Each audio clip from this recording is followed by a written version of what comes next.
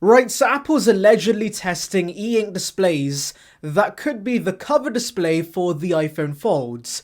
And so let's delve into these pretty interesting rumors.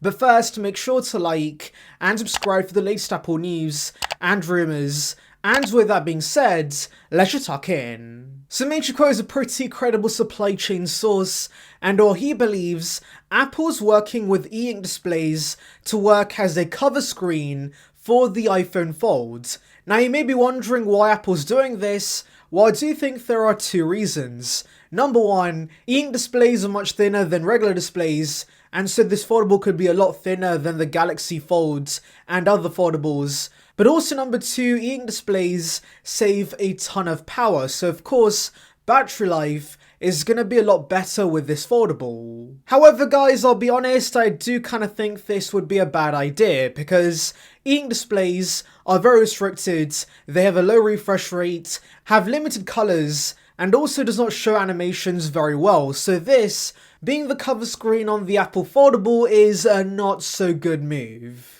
In fact, I remember a Russian company trying this with a smartphone a few years ago where the front had a regular LCD panel but the back had an e-ink display, and well, of course that company's now dead because e-ink displays are just too limited.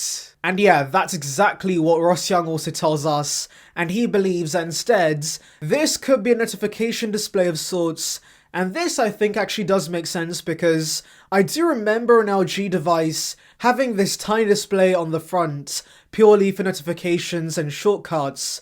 And so for those kind of panels, e-ink displays could be perfect. And actually I just remembered, but I used to have a Pebble watch and that also had an e-ink display, but it was perfect for notifications and lasted for days. And so Apple implementing that on the foldable could be pretty nice. So yeah, basically I imagine Apple giving us a main display on the inside that's going to be the size of an iPad mini, but then on the front we have two displays, one main cover display that's going to be similar in size to the Galaxy Folds, but then a secondary cover display on the top that only displays notifications. And so that means you're not forced to use the primary cover display all the time, and you do save battery life with the iPhone Fold.